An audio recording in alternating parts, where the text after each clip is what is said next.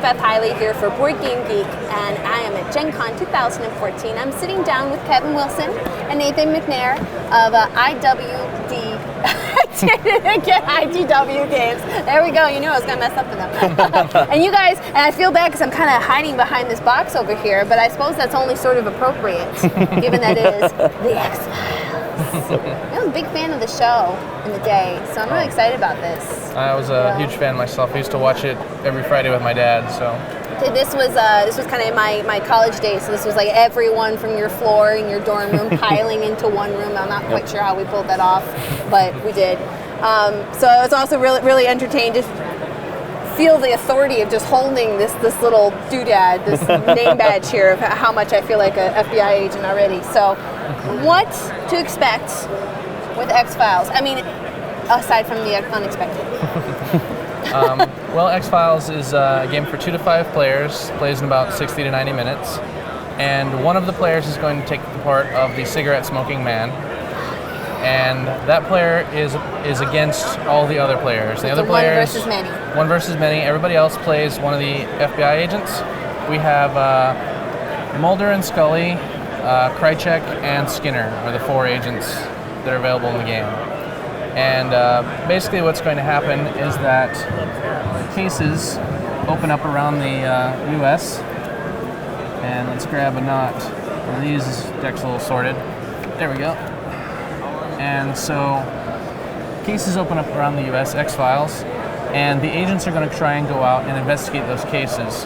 And when they solve those cases, they're going to get evidence from the bag here that they can spend to assemble the 9 pieces of Mulder's I Want to Believe poster. And if they get all 9 pieces put together, they win the game.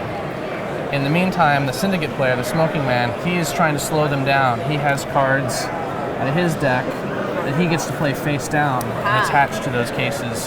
And when they go to investigate them, he reveals traps and springs surprises on them.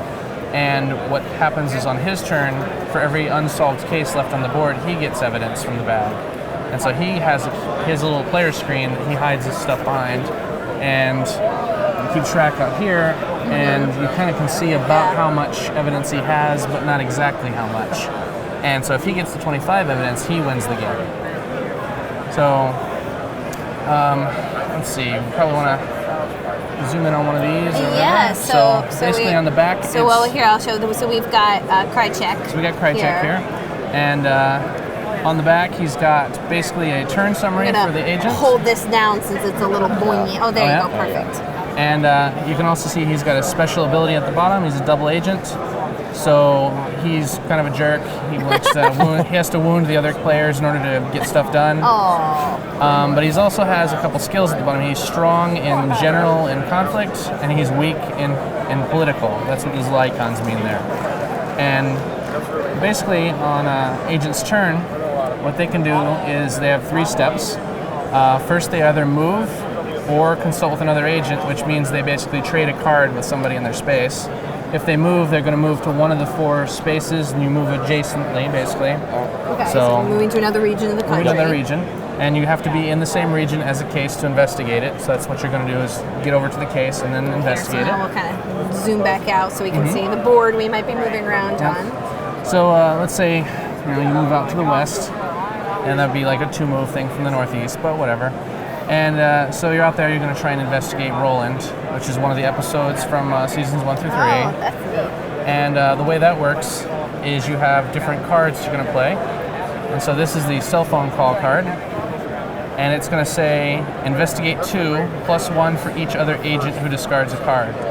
So let's say Krychek plays this card and calls up Mulder, and Mulder discards a card. And that's going to give him a +1, so he gets 3 total out of that. So what that means is you've got to investigate 3 for doing that. And you put out 3 progress tokens on the case. And each case has a difficulty number on the bottom, which is how much progress you need to solve it. And then there's an amount of evidence you get when you do solve it up in the upper right. So it takes 5 to solve it. You get 2 evidence from the bag if you do solve it. The evidence bag is just full of 1s and 2s, generally speaking. So it's just, it's just numbers out of there. But you're getting to solve your case. When you get this to 5, take that off. You get your evidence out of the bag, and you're gonna put that face down. And now it's in the archives. So that's kind of the main way that the cards are played. Now, there's a resource that players are going to use, which is influence, and that's used by every player. And that's you're using your pull to get things done, basically. When you play a card, it's normally going to cost you 1 influence to do it, but if you're strong in that skill, it is free. And if you're weak in that skill, it costs you 2 influence. So it's a nice, simple mechanic, but it makes all the agents play differently, which is, you want them to feel unique and individual.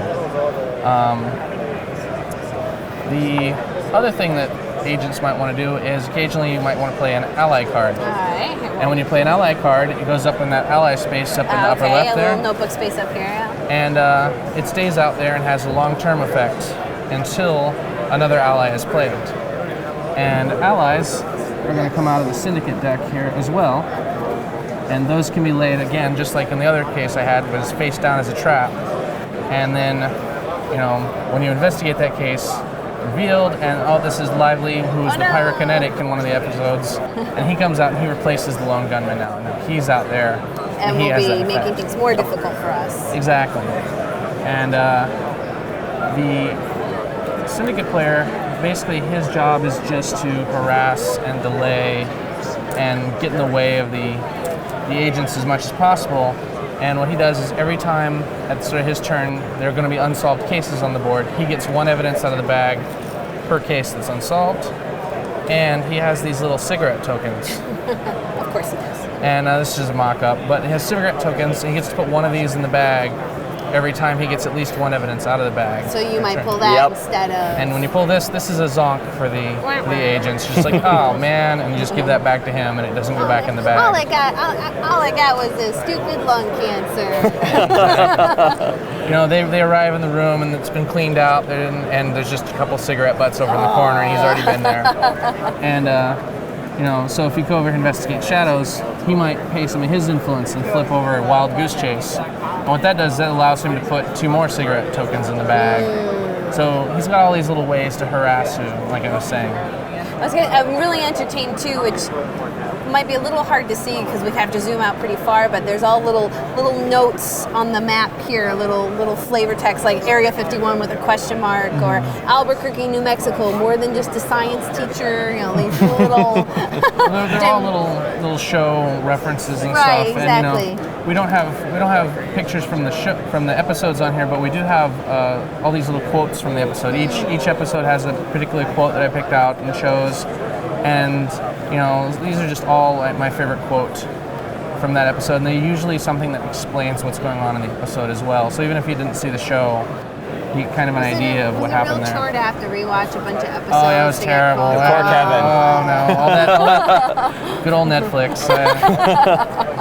But I went through and rewatched seasons 1 through 3, and went out and chose all these bits. And it was a good time. I really loved it. Well, given that there are more than 3 seasons, is there a plan in the back of your head, perhaps, to... I can't speak to that, but suspiciously there are. But then we'd have to be shot immediately. Exactly. Could tell you would have to kill you. Well, like I said, this looks fantastic, and I might have to walk myself over to your booth later on and give it a try. So, Kevin, I really thank you. And Nathan, I don't want to forget about you. We'll pull the box back up here one more time. And so this is the X-Files. X-Files. Are you calling it X-Files the board game, or just the X-Files? I think just the X-Files. The X-Files. It really should just be a singular statement. Yep. So go check it out. Thanks.